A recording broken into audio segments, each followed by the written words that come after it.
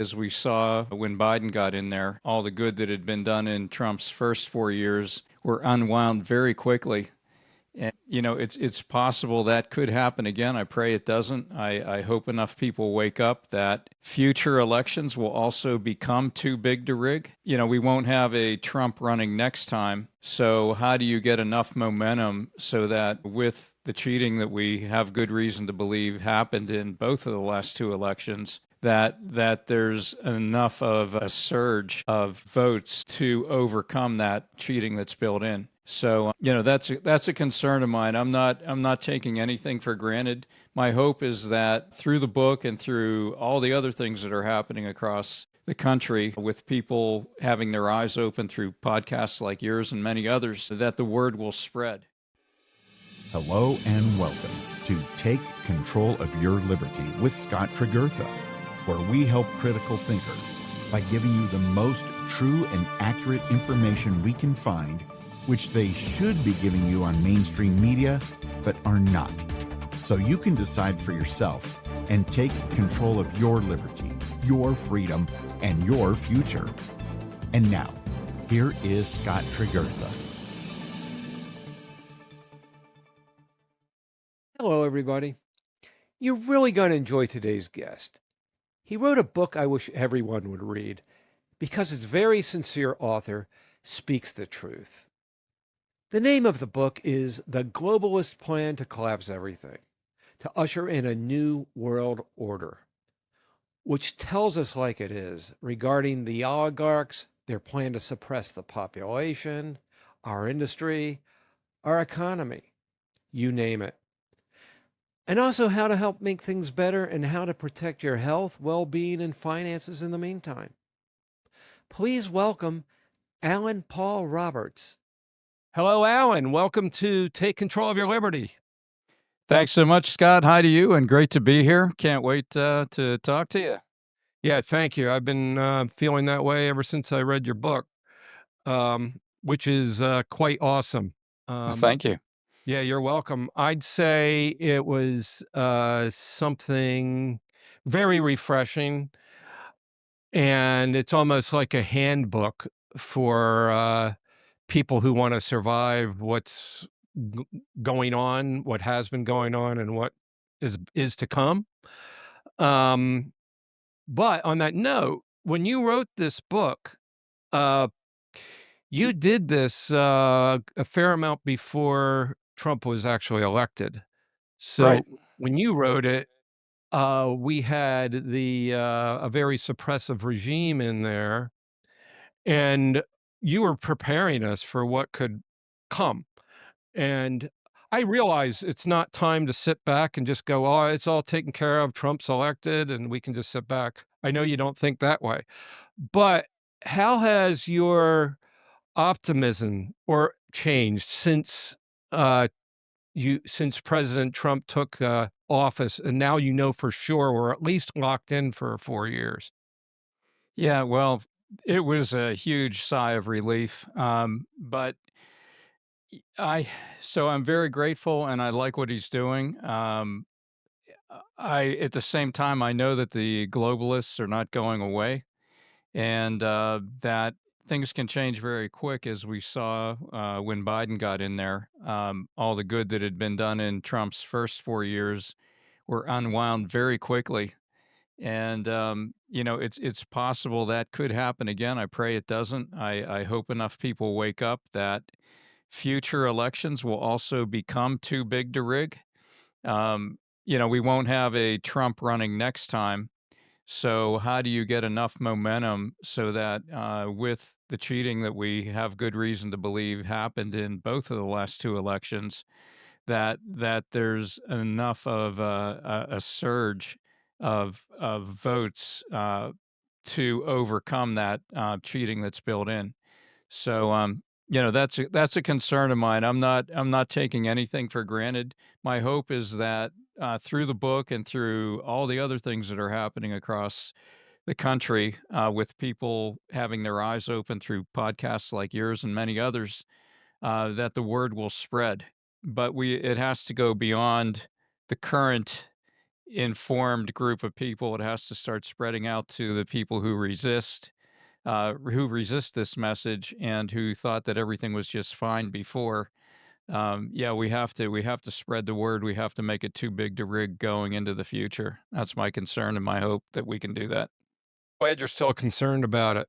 Um, Yes. Even though we overcame it this time. Uh, yeah, I mean, it's exactly what we did, too big to Yeah. rig, Hmm. but we can't let our foot off the pedal. And of course, the other thing is, and I think he's going to be fine, but we've got to get so in 4 years, when it comes time again, he's putting it there that he's going to make things boom. And by the time we hit 4 years, it's a no brainer. That will reelect, we'll elect, like Vance or somebody like to take his place. But and then, of course, with the tariffs, that's the big deal right now. That has I I 100% know, almost like I was clairvoyant, that that's gonna work out and we're gonna be fine. But of course, it's some fancy footwork. It's gotta be really well handled before the 2 years from now when we gotta vote for, Congress again, right? Yeah, And and the thing that we have to remember too is that the deep state still has an incredible amount of power. Not necessarily just the deep state in government, but when you combine the banking system, especially the banking system, and the ability, which is independent of the government technically, the Federal Reserve and the entire banking system. I mean, uh, if that were to really come down, like in a hurry, if that were to come crashing down, made to come down is what I'm trying to say, not just through normal events, but forced to come down, it could cause a lot of havoc. I mean, you see a lot of people even right now with the tariffs, a lot of people are crying that their 401ks are dropping in value to what they were a couple weeks ago. But if there were enough chaos, then I don't think we can take anything for granted. And I also believe that the tariffs exactly need to be done. I mean, I've been saying this for years in conversations I've been having with people that it just seems like nobody understands that manufacturing has to come back and that we must have it. We must have a robust manufacturing presence in this country. We have to build most of what we need or be able to, and that would raise the middle class, that would cause the money to be spent within our own country instead of spending money, in China or in foreign countries, giving them our money to produce things. We need to give people in our own country the money, which affects what economists call the velocity of money. So we keep spending it among ourselves, and it just keeps creating more and more wealth, more and more jobs. I was thrilled, when Trump was really getting into this tariff thing because I know that it'll bring manufacturing back. Yeah, so I'm delighted about that. I still think it's a potentially rocky road, especially if China were to uh, really retaliate hard and where they stopped shipments from coming to the U.S. If it were to go that far, where they all of a sudden stop shipments, um, there's this time lag that it takes to rebuild manufacturing. You can't just do it on a dime. right. And if they retaliate hard, then I think we could be in a really tough situation for months and potentially years. But it's a tightrope. I think it has to be done. I like how Trump's negotiating. I'm kind of holding my breath at the same time because if countries decide to retaliate hard, it's going to be a rough ride, I think. You're absolutely correct, I believe. And the thing is, right now, we're kinda living in Trump's world, in his mode of thinking. He in his business, he always operated, without fear, and if he wanted something to be a certain way, he would just kinda decide it's gonna be that way, and he might have to hold his breath for a while and just know it's gonna work, right? I mean, this is how he lived. Most people don't live like that. That's why He's fearless. yeah, he's fearless, and Yeah. most people, grab a job and keep it as long as they can and put their money away, and that's how they live. So when their 401k looks threatened for a little bit, they get scared to death. But we're gonna have to just live through it, and he's gonna teach us, I believe, how to not live in fear and how to get through things like this. It's just wait. He's doing it right now. He's like, just wait. You're gonna go through a rough patch, but we're gonna come out okay. And he's Well, done it a million times with himself, you yeah. know? Well, this country was being driven off a cliff, but in the last administration, I mean, the accelerator was jammed to the floor. We were heading for the cliff, and there was nothing to stop it. So something had to be done, and um, I don't care personally. I don't care if it causes a few years of pain. I'm looking at the real long run for my children, for my grandchildren. Um, we have to get manufacturing back. We can't let this debt keep running and running and running and just getting completely out of control. That is a suicide mission to be on that track, and that's where we were. Yeah. I mean, the way we were, we knew we were going off a cliff. At least doing it Trump's way, we have a chance of not going off a cliff, Right. a great big one. Uh, and that's how I feel. But I'm glad you brought up like how outside forces could play a role as they have in the past. And these globalists do have a lot of power. And we do not know what they might come up with out of left field that just, we're not thinking with, like something on the equivalent of 9/11 or, some pretty bad, heavy things. Yeah, I'm I not think sure. yeah, the one I'm sorry, the one I'm concerned with is that despite, what Trump is trying to do, working with Russia to de-escalate, World War III, I'm concerned that, some of the members of NATO, might go ahead without him and just keep attacking Russia, and if it gets bad enough, I mean, we really could see ourselves in World War III despite our best efforts because we have these rogue nations that are just hell-bent on the UK and France, for example, just seem hell-bent on provoking Russia, and, uh, it's crazy. There's no way they can fight Russia on their own, but they almost seem that they're willing to. I don't understand it. It seems insane to me. Well, yeah, I do have a philosophy. Don't try to understand insanity. Um, Right. but the thing I think I kind of do understand it in that this globalist order, they need this system to stay the way it is Yeah. so badly. They're willing to risk everything, including nuclear war. They'd rather be dead. This is my opinion. They'd rather be dead than not in control of everything. Oh, So, yeah. Yeah. y- They want you know, power that bad. Yes. yeah. So, and these countries in Europe are going along with them. They're totally infiltrated by them, and I think that comes under the heading of one thing you were talking about is their control over the finances, Yeah. right?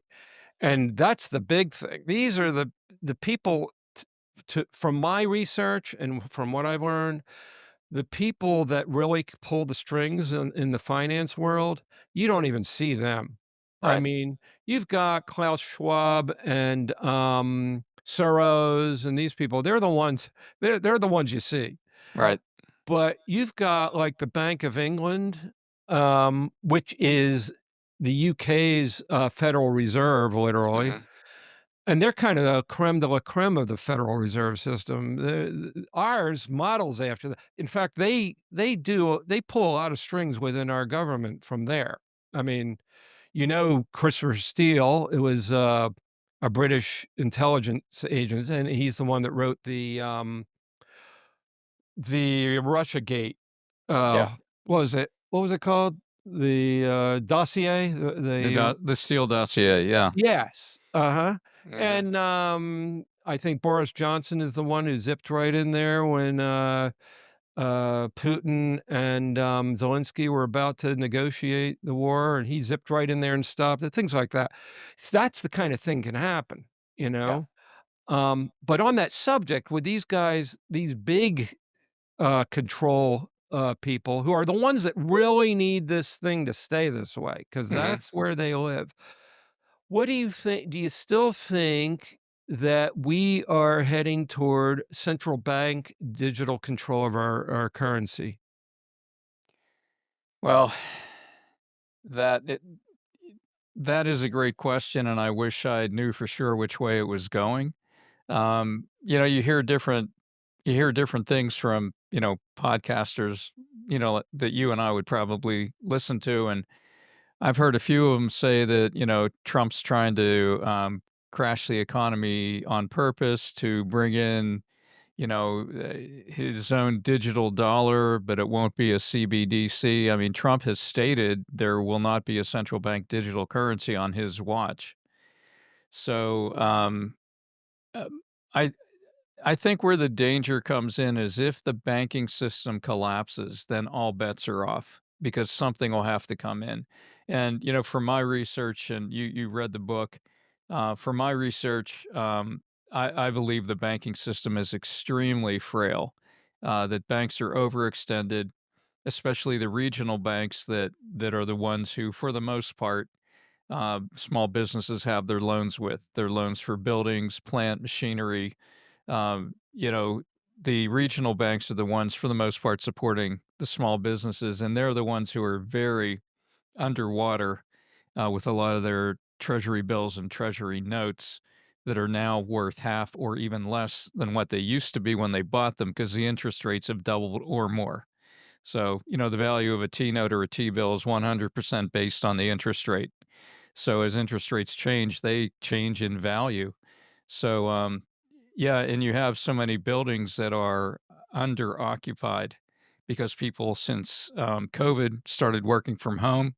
So many owners of these buildings can't afford the mortgage anymore because they don't have the rent coming in. So they have to walk away from those loans, and the banks are stuck with them. And now the banks are, have to possibly cash in their T bills, T notes, to cover their losses, to pay for depositors that are pulling their money. So because they're so underwater with those loans, the banks can come down quickly and kind of like a domino thing, like we saw with Silicon Valley Bank Right. a couple of years ago, how quickly that came. And then there were two more that same year that were also very big, and together bigger than all the banking loss in 2008, and that whole collapse where dozens and dozens went under. Just those three were bigger than all of those combined. So it can happen, and so I'm holding my breath. I hope the economy can strengthen, the banking system can strengthen, but if it all comes down, then I don't know. I it would be more possible for a central bank digital currency to come down in a time of to come in as a result of that in a time of desperation because, the money would basically become worthless, so you have to do something at that point, something different. Oh, yeah. And here's the way I look at it. Nothing's a sure thing right now, and Trump knows that. But well, we're in a war, right?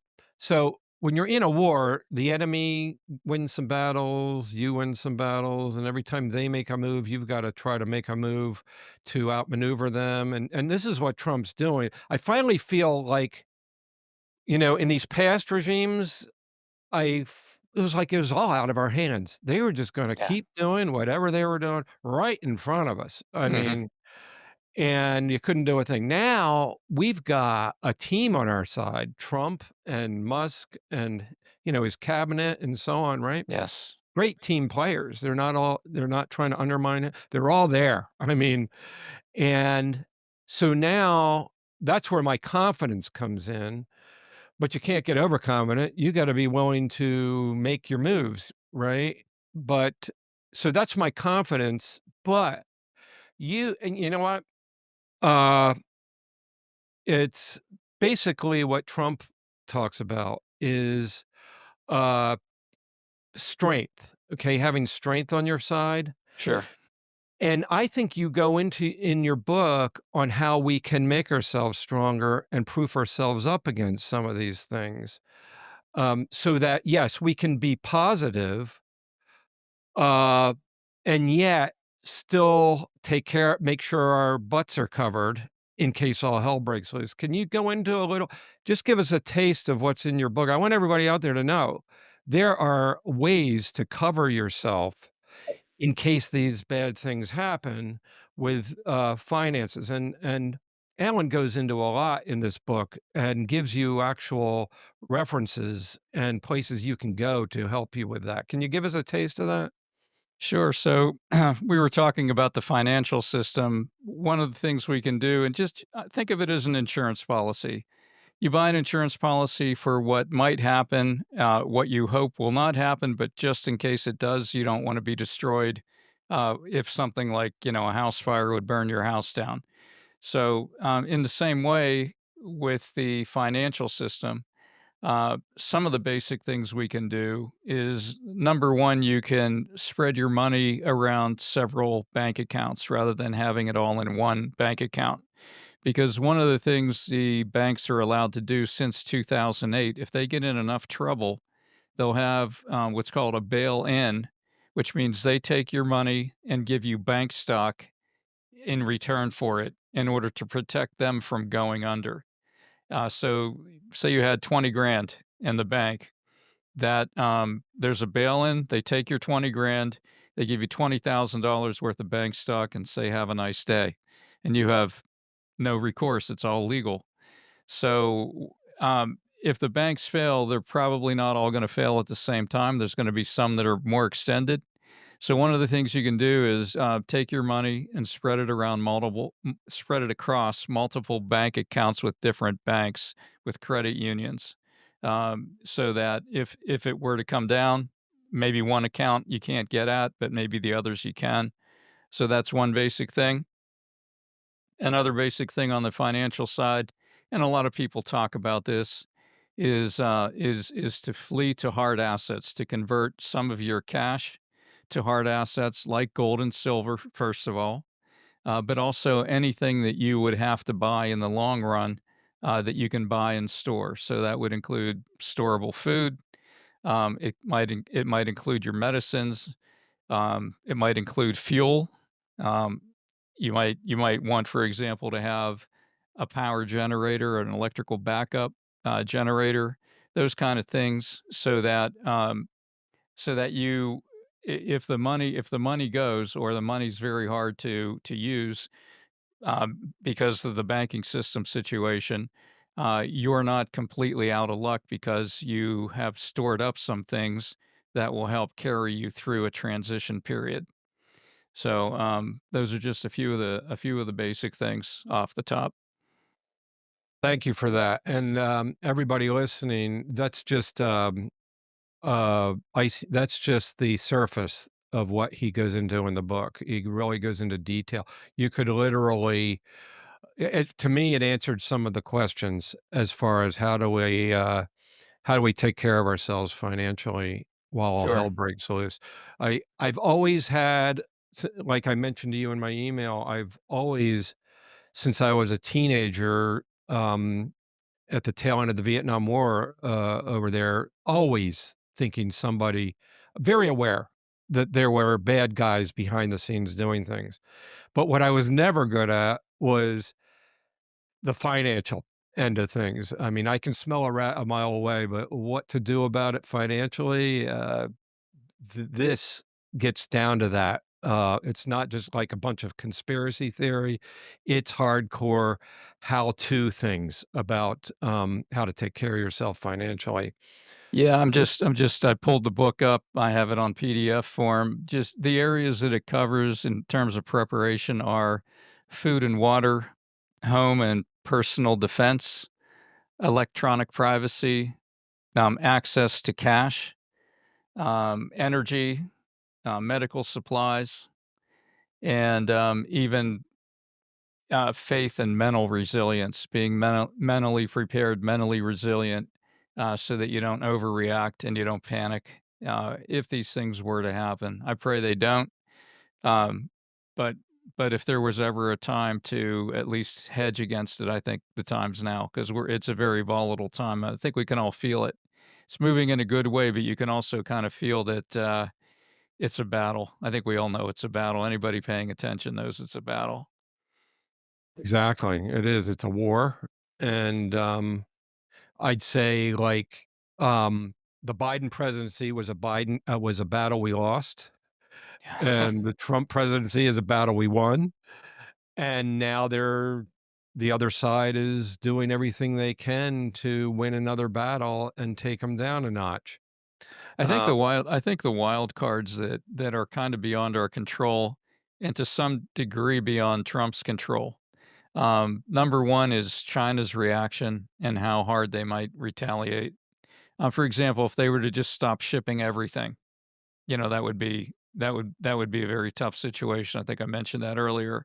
That's one situation is how China could react if they overreact. The other thing is the war in Ukraine, and like I said, the position of the European Union. If they act in a way that is just totally goes against all logic for anybody who would want peace, because maybe they don't want peace. they don't.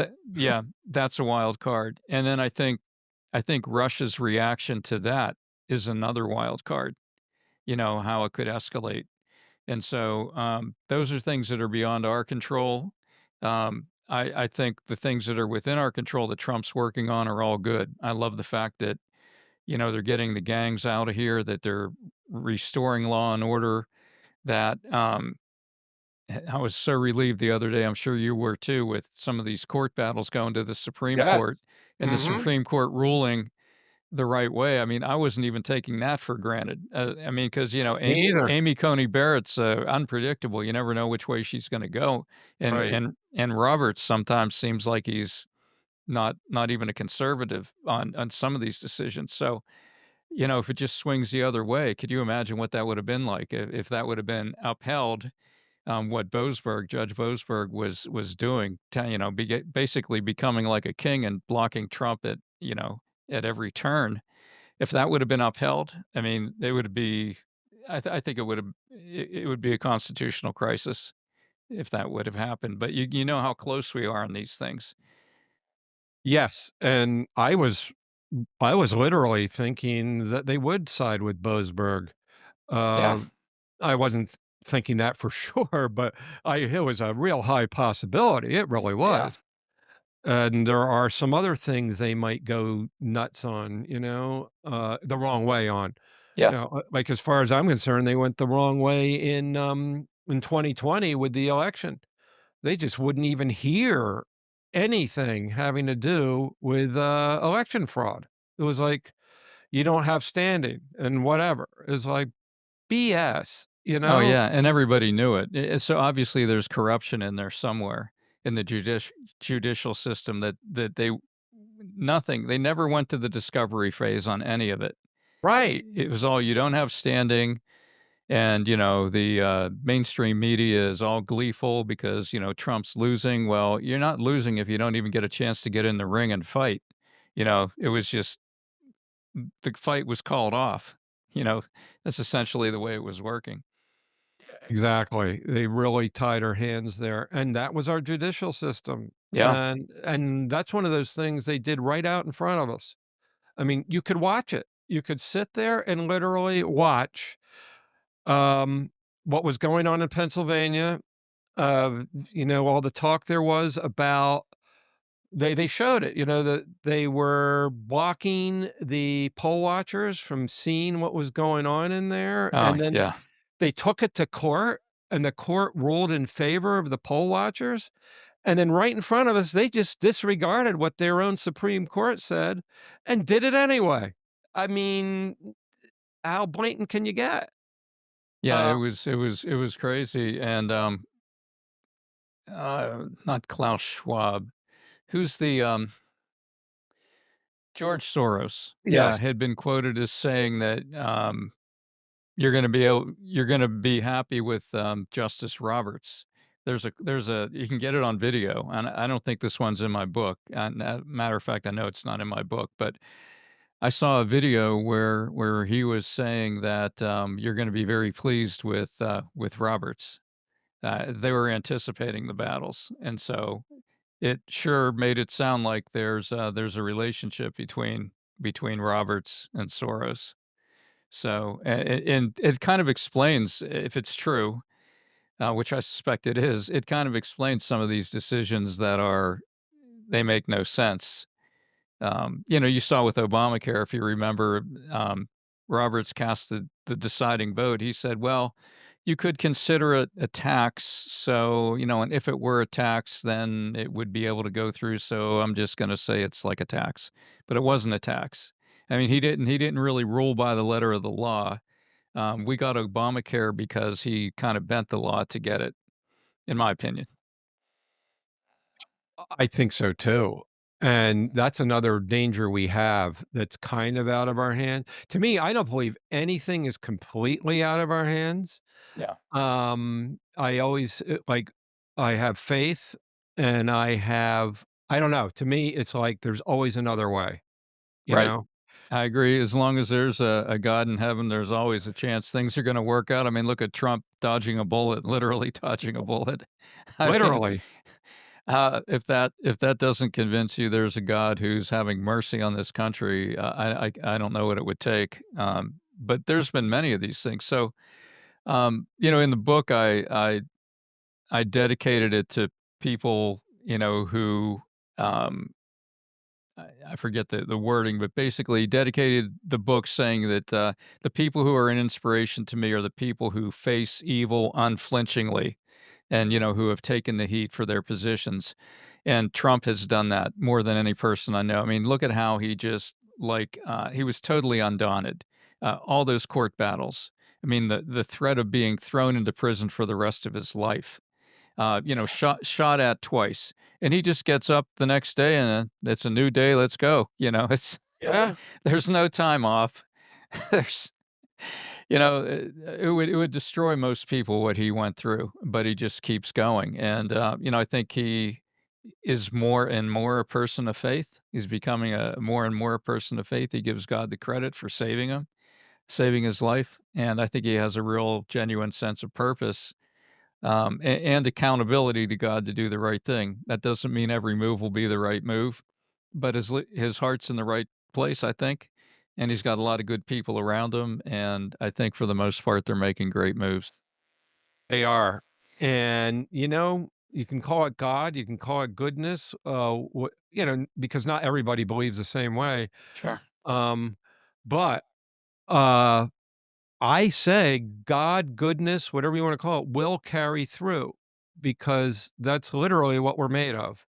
I mean, that it's inherent, and all you gotta do is be you and be that being that God created and do it. I mean, he created us in his own image, right? If you and w regardless of how you believe, interpret it any way you want. You are you have the potential of executing what God is, right? Yeah, I believe It that, and I also believe there's a spiritual dimension to our attitude and how things play out. So I think when people face evil without fear and are unwilling to let fear drive them, when they face evil and move forward, that it's my belief that God helps people in that situation. It unleashes what I believe is like a spiritual power, and I've felt it in my own life. I mean, like for example, when I wrote this book, I had to think about afterward, how was I gonna market it, and would I even appear visually in videos and things like that? Because, I mean, it after having read the book, I name names and there's videos that connect people. I mean, it's out there.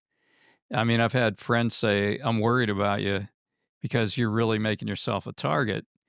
And Um, I felt like I got to the point where I had to make a decision because you have a family, um, and you wanna protect them, of course. But, after seeing the example of so many others, who are really taking the heat and even facing court battles, and sometimes their bank accounts are shut down and things like that, debanked, deplatformed, I thought, "You know what? Everybody needs to start stepping up. I'm just gonna try to do my part and just face it head on and not shrink from it." And people like you and so many others, all doing the same thing in some form or another, and that's contagious. That's contagious. So we need to be bold and not timid, and not never holding back on the truth. Just say it like it is and let it fall where it'll fall, and I think we'll get there. Absolutely, and also, though, you're, pragmatic about it too. You you Sure. you cover your butt too. You have ways of defending yourself and protecting yourself. You go into that in the book. Mhm. You're not just going being naive and going, "Well, I'm just gonna do what's right," and, you're gonna do what's right. You're taking some risk, but you're covering yourself as much as you can. Right. And, I know what you mean. I have I know I have friends who won't talk about anything like what we're talking about on a Sure. cell phone or something, right? Mm, And mhm. here I am talking about it all over the internet, right? And it's just Sure. like, well, I mean, what am I supposed to do? I can't just sit in a shell. That's not living to me. I'm almost like, Patrick Henry, "Give me liberty or give me death." I mean, I don't wanna die right now because I got too much stuff to do, but literally, Yeah, but I'd rather be dead than not be able to go do that stuff, you right. know? Live on your feet instead of, dying on your knees, right? Absolutely, a Yeah, very good way of putting it. Absolutely. yeah. Um, but, another question I had to you since it's kinda current, um, having to do with this election fraud. Do you have any opinion on what happened there in those judge elections out in Wisconsin? Remember that? Last Yeah, week, it was a big deal, and I yeah. just heard glimpses of there was fraud involved. Did you hear anything more about that? I didn't hear any more about it, but when I saw the results in the beginning, I suspected fraud. I mean, there's no way the state goes for Trump and it's so lopsided just a little while later. I don't it just doesn't make any sense to me. But no, I really didn't, get into the details, but I would not be even the tiniest bit surprised if they uncover massive fraud. D Did you hear anything that it's being looked into or anything like that? I have not heard anything on it, but, if we finally have a Justice Department who's willing to go there, that's the good thing. So I guess the question would be, do they have jurisdiction to step in? I mean, that would be the question. But if they do, I think they will. Let's put it that way. Good one. I hope they do, because that story kinda, like, just shut down after last week. I'm hoping that, that gets dealt with because it's crucial in a swing state like that to not have the gerrymandering occur in the wrong direction. Yeah. And this is their way they'll fight back, this is their way of fighting back. Um, Yeah, and, it's in the courts. In the yeah, courts for oh, sure. they're definitely using judges in courts. I mean, look at it with the opposition he's getting on, the, uh the opposition he's getting on the deportations and everything Oh, yeah. by judges. Always the judges. Yeah. Yep. So it looked like, the House was about to move on that, and then something happened where they got kind of log jammed and it got delayed, but it looks like they're gonna take aggressive action there to redefine either to defund certain district courts or to, specifically define the jurisdiction they have because legally, from what I've heard, they're only supposed to take up cases that affect, uh people in their jurisdiction directly. They do not have the authority to do nationwide injunctions and all that. That's a thing that evolved over time. It's not in the Constitution. It's not even in how they were set up with the authority they were given by Congress. So Congress created the district courts. Congress can end the district courts. Congress can defund. Congress can restate their jurisdictions.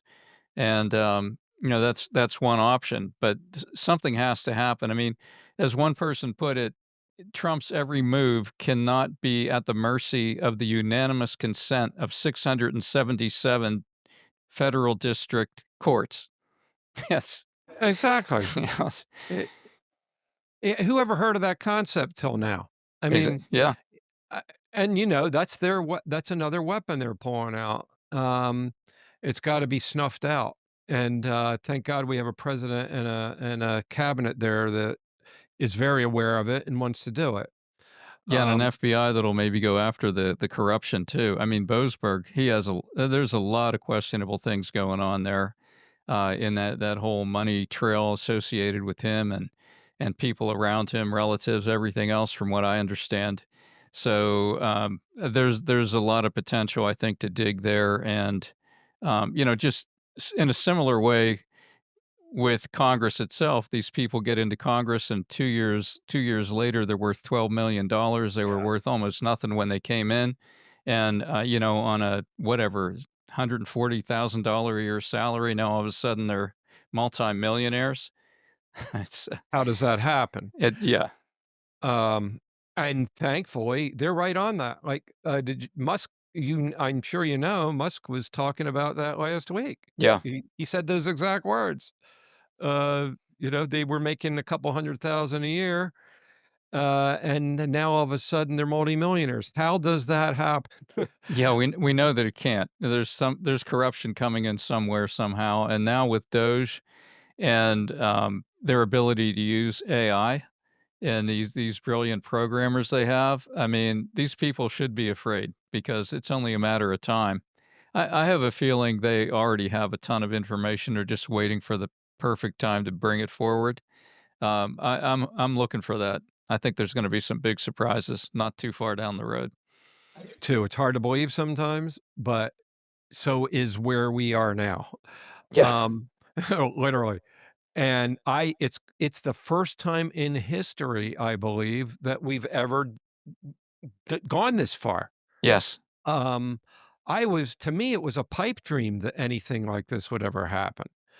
And the country's been in apathy about it. You could bring this kind of stuff up in a conversation, as I have since the '70s, and you get nothing but even the people who know it's there and think it's true will Yeah. go, "Yeah, but there's nothing you can do about it. That's the system. That's how it's gonna be."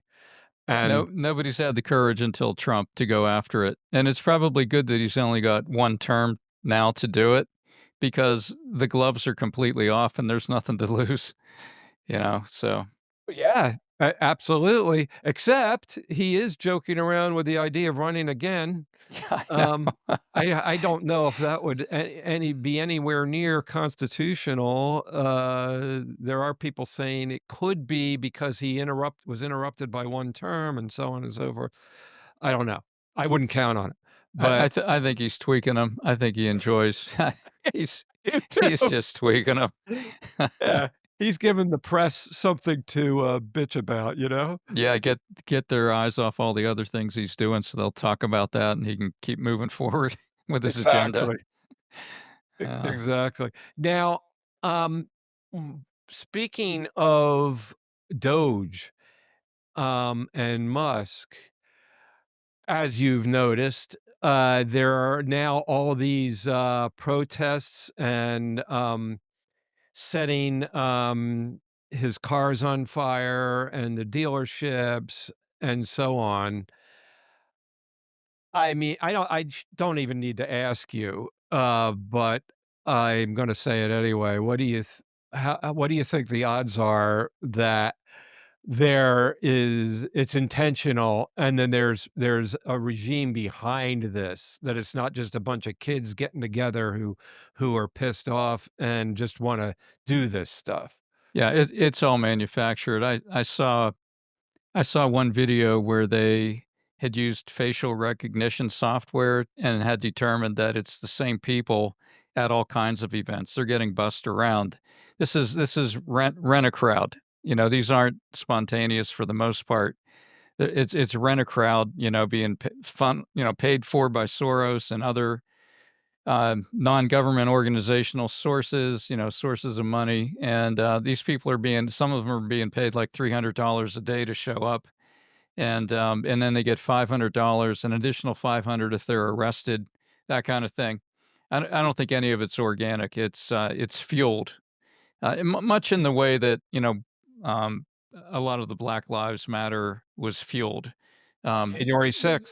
yeah, the burning cities, the firebombing, and then conveniently nobody gets thrown in jail for burning billions of dollars, for attacking a federal courthouse. Nobody goes to jail, but people who walked around the perimeter on J6, some of them go to jail for 4 years without a trial. So I think those days are over. We have a DOJ now who will go after the truth. Thank God for that, literally. Yeah.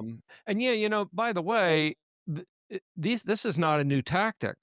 Uh, this has been, when I first learned about this was when I got out of the service in the 70s. I hooked up with, I don't know if you ever heard of Lyndon LaRoche, Yes. but I got involved with them, and I still am really. They supply me with some of the best data Mm. about all this stuff that I've ever heard. And solutions. But back then, I was with them out in the streets, educating people and getting educated myself because I do nothing except what I read from John Birch, right?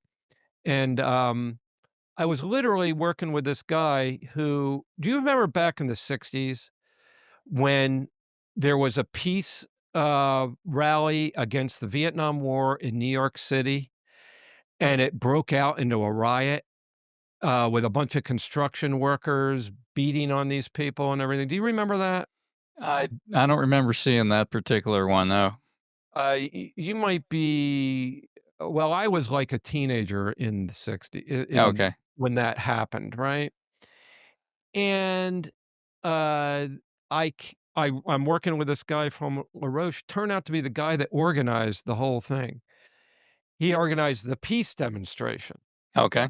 And he told me, this is the first I ever heard of this way of operating. He told me they literally infiltrated it with people pretending to be in on the peace demonstration, but doing bad things, Sure. which invited the cops and invited the construction workers to beat on them and turn it into a riot. But that wasn't them.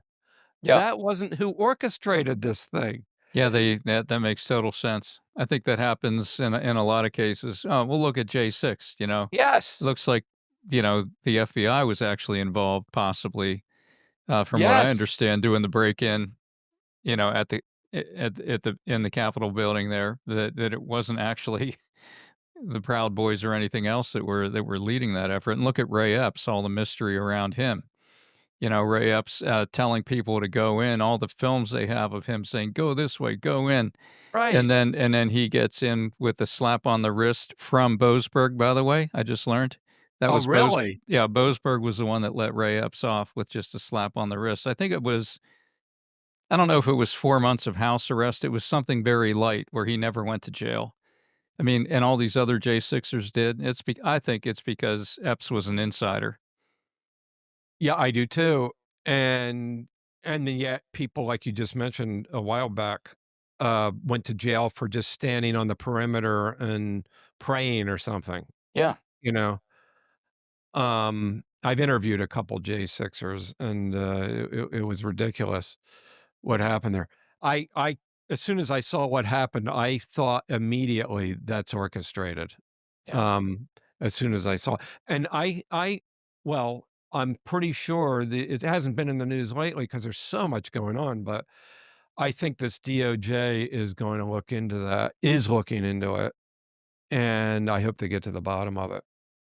Yeah, they have a lot of energy. Trump's very demanding, and, the people that work with him, kinda have the same work ethic. I don't think anybody can keep up with Trump, but, they have a similar work ethic, let's put it that way, and I know they wanna get a lot done, and, I guess it's more a case of priorities, but I have no doubt that they wanna go after all these things, so we'll see how far they get. So much to do, and thankfully, Kash Patel is in charge of the FBI, the very organization that was probably doing this. So and then we've got a good guy, I forget his name, in charge of the CIA now. Yes. You know, so, um, they went th so now we got good people in charge of the very organizations who are undermining us. Yeah. Literal. Hopefully they can clean them up. I mean, Pam Bondi's, I think, doing a good job. She seems very determined to clean the whole thing up. We got a lot of information on the Kennedy assassination. There's still more files to come out, but I think you got to give them an A for effort because until now, nobody got this done. Nobody. So they're coming a Yeah, long way. absolutely. And I listen to Roger Stone quite a bit and, read his book on, talking about how Johnson was the one behind the assassination. Yeah. And he's still saying there's still not conclusive what has come out, which Okay. I totally believe. But what has come out is backing up all the so-called conspiracy theories that we've been living with. Like, Right. The correct me if the I'm joke wrong. like the joke like what's the difference between conspiracy theory and conspiracy fact? These days about 6 months. So, Exactly. yeah. And I just heard somebody the other day say on the news saying, well, all they've come out with so far is that it backs up they have evidence. They came out with evidence that shows that Harvey Oswald was not acting alone and probably wasn't even the shooter. Yeah. That's not a little thing. Right. Everything we've been told all these years is false. That's what that means. Exactly. And you know what? If they had come out with that 10 years ago, it would have been earth shattering. Now it's like, well, that's all they came out with. And hopefully they're gonna do more. But also in your book, you went into didn't you go into quite a bit about how the CIA has been working with, the media and what's been going on there? Yes, yeah, and I just wanna say I don't know if you can see this, there's 2 quotes there. I'm not gonna ask you to read them there, but when you said the CIA, the opening page of the book is 2 quotes from the CIA. One of them is William Casey, who was the CIA director in 1981 to 1987. "We'll know our disinformation program is complete when everything the American public believes is false." That's Yeah, one. right. And then William Colby, another CIA director in 1973 to 76, said, "The Central Intelligence Agency owns everyone of any significance in the major media." So they own the media and they're all about disinformation. So obviously they use the media for disinformation. And the connection between the media and the CIA is very very tight and has been for a long time. And that's why people like you, people in the alternative media are so important. I make the case in the book that the free press, today's free press, is the alternative media because they're not big enough to be owned by the people who own the mainstream media. And so you have all these small, you know, alternative media sources that together, are forming the new media, the new true free media that was the free press that the founders intended exists kind of like on the side, on like a ragtag group of thousands of alternative media sources is providing, the truth that you can't get any other way. Thank you for that acknowledgement too. It's great to know that I'm part of that. And it's a way I can help without having to, travel all over the world to do it. I'm not in the position to do that, so I can help from wherever I am. Um, I want to show you something. So, um, in the book, and you've seen this, I guess, but in the book there's a graphic I created for the media versus the alt media. I call it the BS media versus the alternative media, and this is the graphic. You'll notice what's behind that bull, right? What bulls drop? That's the media. the BS media. And then the alternative media, that's like basically the supermen of today, right? That is what is giving us the truth. And I like that concept so much that I also turned it into a mug. I call it the BS media mug. And then Beautiful. on the other side is that other graphic, right? And on the website globalcollapsebook.com, if you scroll to the bottom, you can actually order the mug along with the book. So it's a Oh, great good. way to remember that chapter in the book, the BS media, the rise of the alternative media is actually the chapter, but it goes through that and it goes through, yeah, the fact that the CIA and not just the CIA, but uh, basically all the people who are trying to bring in the new world order pretty much own all the traditional media, almost all of it. So, yeah, it's a team. The CIA is just one member of a bigger team, or has been in the past. One member of the bigger team, basically Team Globalist, and yeah, they work together with lots of other sources or have in the past to try to bring that new world order about. Right. And I wanted to there's something I wanna go into about that, but I could you repeat that first quote you read about that former director of the CIA, what he said? Yeah, the first one was, "We'll know our disinformation program is complete when everything the American public believes is false." Now, didn't we come awful close to that when COVID hit? So I many examples. COVID, the JFK assassination, which the CIA is the one apparently that, I mean, RFK Jr. believes the CIA killed John F. Kennedy and Mhm. possibly his Right? father. He believes that. They're the ones giving us these. I mean, they came up with the word conspiracy theorist. That term goes back to after Kennedy was shot and the CIA was trying to push back on these conspiracy theories. So, the whole conspiracy theory, conspiracy theorist kind of thing, with that moniker came about through them. So they're trying to throw you off the scent, off the trail, But yeah, COVID is a perfect example. There's so much deception, and it was worldwide. It was Yes. worldwide. And the to me, the shocker in the book is it takes you to a video of a Event 201, which came out before COVID in 2019, and it was basically a dress rehearsal for the whole COVID pandemic. It was supposed to be like a theoretical thing, and it was based on a COVID pandemic, and Right. they shot fake newsreels of how it would be and lockdowns and how the people would react. You would think you were seeing a replay of the real news that they did ahead of time because they knew how they were gonna do it. They knew the deception, they knew about the lockdowns, all of this was planned in advance, and they to this day, at least as of when I wrote the book this past summer, that's all up on their website. The World Economic Forum. You can find Event 201. You go to the book. There's a QR code. You can go right to it. Right, and I have seen parts of that and read some on it, and yeah, especially back when COVID was really in full bloom, um, because I was curious as hell as to what was really going on.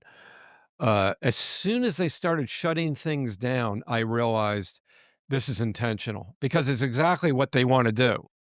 They Sure. want our they want us shut down. It's like your book the title of your book, "The Globalist Plan to Collapse Everything." Right. It fits right into it. Um, but it was just my only point with you having you recite that, quote and go into it a little was just a good example how close we came. I mean, it was pretty much the whole country in lockstep with this stuff. I mean, you were I don't know about you, but I was an outsider when I would refuse to wear a mask or spoke against it. I was looked at like an idiot from my Oh yeah. family and everybody else. Oh yeah. You really had to take the heat for a long time. It took a lot of time before people started coming around to seeing that. Yeah, it was all a bunch of BS. I mean, the thing that gets me is the restaurant thing is to me the most obvious BS thing. You can, yeah, put on your mask until you get to your seat, then you can take it off. I mean, that's just so nuts. As if the threat goes away when you sit down for some reason. Well, that's how you can smell a rat, when it just doesn't make any sense. Yeah. It's like, the to me, you don't even need, to study the fabric. Anybody who knows anything about fabric, these germs can go right through it. Oh yeah. It's obvious. Especially a virus, which is supposed to be smaller than a germ. I mean, a virus is so microscopic. They say a mask is like a would be like a mosquito in a chain link fence. I mean, that's how easy it is to get through a virus to get through your mask. So I know, and, so when it doesn't make sense, but, the thing to make your point though, or the point of that quote from that FBI director, you'll know that basically you'll know, how far we've come with this when everybody believes that what's not true. Forget yeah. exactly how you said it, but how he said it, but, we did. Think people were believing things that made 0 sense. Yeah, and think if it wouldn't be for the alternative media pushing back, we would never know. I mean, think about the southern border, how on the mainstream media, yeah, the southern border's fine. Mayorkas in front of Congress lying under oath saying we're doing everything we can to close the border. And meanwhile, they were funding camps in Central America and Panama. They were funding the U.S., working with the United Nations, was building and funding camps to speed the flow of migrants from Central America up into America. They were accelerating it by design on purpose. And so, I mean, the book has an interview with Michael Yon, war correspondent. He's right down there in the Darien Gap in Panama, and he's talking to people. I've seen other interviews where he's talking to people who are getting on the bus. Where are you from China, from here, from there, military age people mostly, and we're paying for the whole thing, and Mayorkas is lying under oath. I hope. I mean, I was so glad he didn't get one of Joe Biden's fake pardons. Not that I think that Yeah. not that I think that would hold up under scrutiny in the long run, but he didn't get one, and I'm delighted because he deserves it so richly. He was one of the architects of this whole invasion of our southern border, but you know what I mean? That thing when everything the American people believes is false, if it would have been up to the mainstream media, we would have ended up believing that. It was only the alternative media that was and Fox. I got to hand it to Fox. They were showing the drone images of people coming in to the country. But yeah, the alternative media as well was really between Fox and the alternative media. That's the only reason we knew the extent of the threat on the southern border. Yeah, and even on networks like Fox and Newsmax, Newsmax, sure. even with those guys, they weren't coming out with everything either. Right. I mean, uh, heck, d- well, I've heard directly from like people who broke away from like Newsmax and started doing their own podcast. Newsmax like made these people get the shot, you know, and Fo it I was heard Fox did the same. And I'm sure Fox did the same, because, the bottom line is they still wanna make that profit, and they were probably pressured somehow, in Well, that way. look how big pharma pays them. I mean, how many c Yes. especially Right. on Fox, I think Fox more so than Newsmax, but Yes. the percentage if you're watching Fox News in the evening, the percentage of pharma ads is ridiculous. So yeah, they have way too much influence. Anybody that's paying you all that money, you're gonna be hesitant to really expose them. Exactly. And, s that, um, regarding there was something I wanted to say about that. Um, yeah, as far as that shot is concerned, oh, yes, you had mentioned something in your, uh, book about the death toll going up sharply after, the COVID shot came out. Um, Did you co ever get any, hardcore evidence on that, or do you know if that's out there? Well, here, let me back up a little bit. I have looked on the CDC site, which Mhm. I haven't been able to find it lately. They didn't make it easy, but they list, the death t they did anyway. Do you know if they're still if that's still on there and how many people died from it or got injured? Yeah, I haven't, been there recently, but in the book I'm trying to find it here if I can find it here. Let's see. There's a chart. I don't know if you remember, there's a chart in the book that shows a direct correlation between, COVID shots in Australia. Oh, there it is. Okay, hold on a second. Yeah, gotta make this bigger here so I can read it. Yeah, clear correlation between vaccinations and deaths. They did a, study of the mortality rate in the Southern Hemisphere in a 180-page report. The organization is called Correlation, and let's see, they said there is a clear evidence of a causal relationship between numerous all-cause mortality peaks and rapid vaccination campaigns. So, it was the Southern Hemisphere, it included Australia, and they track, uh, from the start of the vaccines and then especially with the booster shots, and, when you see that graph, you can see the correlation. I mean, the shape of the graph when you hit the booster stage, the number of vaccines and the number of deaths, they kinda correlate, they follow the exact same arc, same curve. To me, that's the most, convincing piece of evidence you would ever need right there. And thank you so much for putting it in there because we're not getting that anywhere anymore. I mean, I don't see it on anything that unless you look for it, like in your Sure. places like your book, Mhm. but it's not on even any conservative news station, nothing. And as you say, they're sponsored largely by the pharmaceutical companies. Yeah, so that's in the chapter on the collapse of the medical system, that chart, just for anybody who might wanna get there. Yeah. Yes. So did you ever um and this is one thing I'm thinking I might need to do. Did you ever find you know how we're pretty much in agreement with we've got these big oligarchs, right? Mhm. Um, the you could call in fact, I remember an interview with, Alex Jones and Roger Stone together, Okay. and they both agreed that it was the modern British Empire.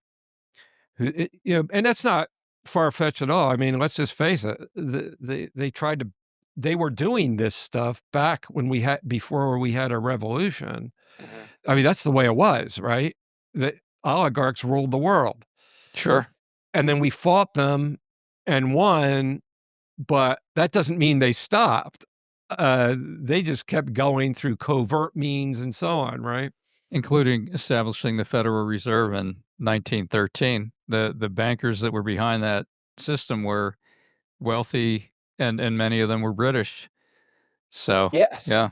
Yes, and was inspired by the British central bank, the Bank of England, Mhm. and the players in that. And, anyway, that kinda brings me to my point.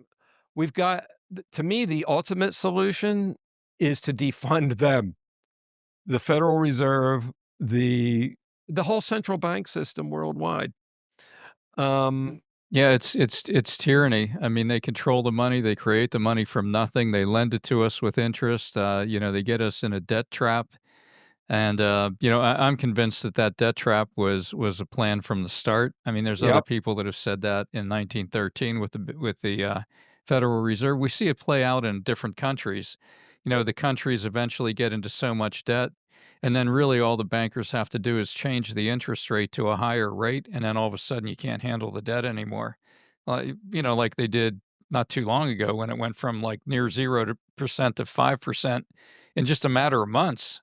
Right. just extreme, uh, accelerated, rate, accelerated growth in the interest rate we were paying. So, yeah, they have the ability to really to crash the whole thing if they want to, and that's to me that's a scary feeling. I hate that idea that they have that much power. And there were times we didn't have central bank in our country. It's not like Right. we have to have a foreign central bank. We can have our own bank, um, that's not owned by that's owned by the government, owned by the government, unlike our Federal Reserve that just sounds like it's owned, but it isn't. It's owned by independent bankers. Well, right. That's what we had under Alexander Hamilton. He called it the national banking system. Yeah. And that scares some people because, "Oh, what? The government owns our bank?" You know? I don't want the government own well, guess what? Right now, foreign entities from God knows where own it. So, Yeah. um, if if if it's a if it's a legitimate government like we are starting to have under Trump, and they control the banking system, we're in very good hands. What do you Especially if it were to be backed by something that was real instead of just something they can print.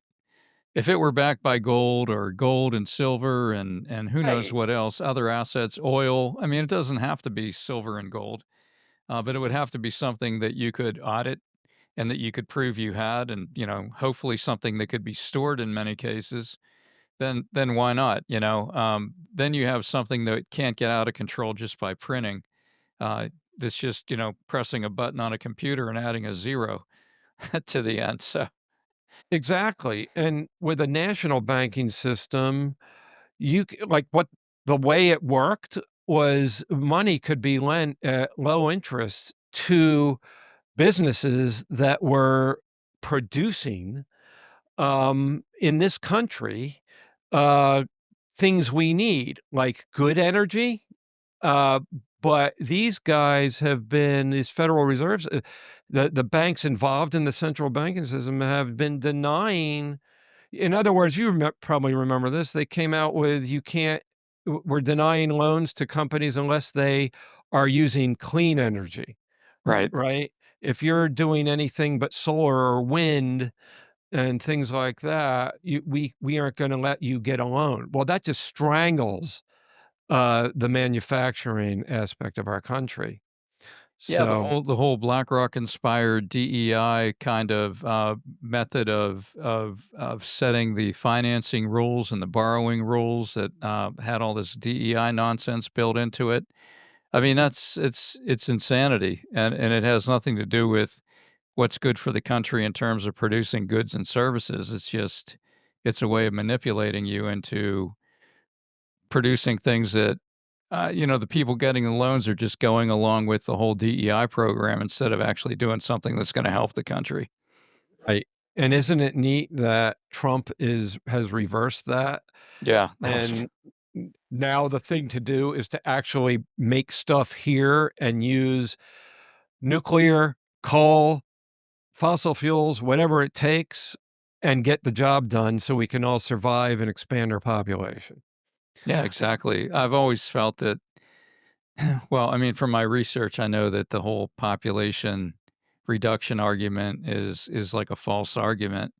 I Right. mean, if you look at how much of the world's take the United States, how much of the surface of the United States is actually populated. And, you take all the federal land that's been blocked off and grabbed out of these states, millions and millions of acres. I mean, the population of the United States could probably be 5 to 10 times what it is now if it were properly distributed and if the infrastructure were created along the way to make it all work instead of putting so much of the population along the coast, east and west coast. I Right. mean, there's a lot that's doable when you don't stifle technology and when you don't steal the money and give it to your cronies. If it really were allowed to work the way it's able to work, I mean, I don't think there's any limit to what could be done. And all this kind of green news scam argument um, would have nothing to stand on. Nobody would be taking it seriously, but people take it seriously because they've been tricked into the fear of thinking the world population is growing much too quickly And so they have that fear of overpopulation because they've been taught it for so long. Just like it says, when everything the American people believe is false, we'll know we've succeeded. And that's one of the biggest scams of all is the whole climate scam. You're absolutely correct, and the Yeah, and population scam. yeah, and they go together. I mean, yeah, because literally, if you can shrink the population, you can make sure we don't have enough people to do the labor and the work to expand our economy and do all the manufacturing so we can continue to survive and progress, right? Sure. That's part of shutting everything down. Um, well, I think we've covered the amount of time that we have here. Uh, I really, appreciate you coming on here, and, I'll be posting, your, websites and your book and all that, on my website and in my uh, post log, I guess you might call it, Okay. uh, and all that, but, is there anything you'd like to say before, we end off? Yeah, I would just like to say I would encourage people to give the book a read. Take a look at it. Go to globalcollapsebook.com and take a look at what the book's about. There's a navigational tab where you can see the 11 pillars of society that are under attack. That are the basis for the book. Focuses on the 11 pillars of society that the globalists are trying to tear down in order to bring in their new world order. And I just want to say for people who are looking for a book that helps them get their arms around the big picture, what is globalism? Who are the globalists? What are they trying to achieve? How far have they gotten on these 11 collapse points? What are their chances of succeeding? And then what can we do to stop them? And how can we prepare in case they succeed? So it's easy to read. There's 100 QR codes that link to videos. Yes. There's almost another 100 that link to articles. There's about 97 illustrations. It's very fast paced. It gets right to the point. It won't torture you. And what you'll Good. find when you're done is you'll just have a very well rounded understanding. And you'll have all these links that you can share with your friends, that you can text them. It's just a great resource. And I hope people will check it out because I've been blocked in almost every normal kind of advertising I've tried to do. Facebook ads blocked me. I can't even get an advertising account on Amazon, even though the book's available on Amazon. My requests to get an ad account have just been frozen. So I really rely on people listening to podcasts to go to my website and check it out and give it a shot. If they're doing that to you, you know you're over the target, right? Exactly. Yeah, except now we gotta rely on everybody listening to things like this and going for that book based on you, basically advertising on these podcasts, Yeah. and any other which way you can figure how to do it. I know how it is. I've been blocked, advertising this podcast too. Sure. So, Sure. Yeah. We but, count on the goodwill of people who want to pull in the same direction. So we have to work together to open everyone's eyes, and it can be done. So yeah, please check it out if you can. Globalcollapsebook.com. you got it, and thank you so much, Alan, and, great having you here. Good luck with the book. I'm behind you all the way, and have a great rest of your day. Thanks, Scott. Thanks so much. You too. Thank you. I hope you all got something out of that. I sure did. And there's even more if you check out his book, The Globalist Plan to Collapse Everything, to Usher in a New World Order, on Amazon or on his websites at author.aproberts.com or globalcollapsebook.com. Both links are in my show notes. You can also find it in the resources section of my website at www.takecontrolofyourliberty.com. And please like, subscribe, and share so you and others can learn more about how to take control of your liberty. Because you don't want anyone doing that but you.